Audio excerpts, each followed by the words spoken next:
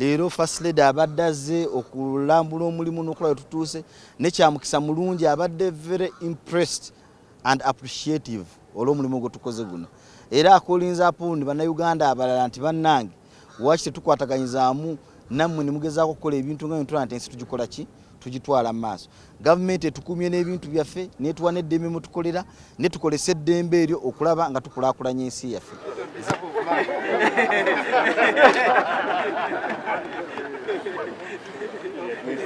Download the app on App Store or Google Play Store now.